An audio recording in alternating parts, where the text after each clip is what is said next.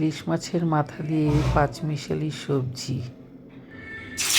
ইলিশ মাছের মাথাটা ভেজে তুলে নিচ্ছি।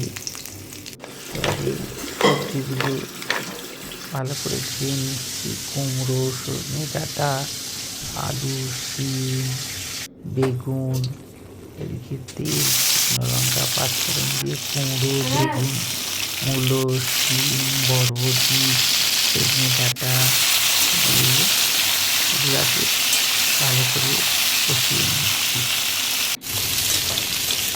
কষাবার পরে কিছুক্ষণ পরে বেগুনটা দিচ্ছি।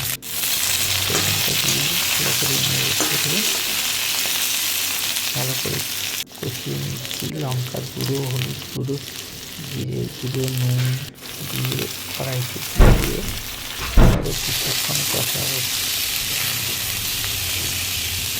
কষানো হলে এবারে জল দেবো। কাঁচা লঙ্কা দিয়ে জল দিলাম। মাছের মাথা দিয়ে অল্প করে ভেঙে দিলাম,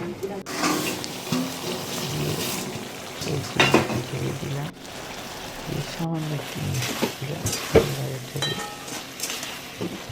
শুকনো হতে দেবো ততক্ষণ না জলটা মরে যাচ্ছে।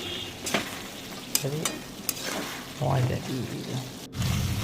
তাহলে মাংসের ভাবটা নষ্ট হয়ে যাবে, মাংসের ভাবটা কমে যাবে। মাফ করবেন।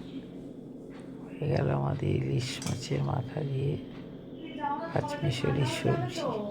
একবার খেয়ে দেখবেন গরম গরম ভাতের সাথে, ভালোই লাগবে। আজকের মতো এখানে।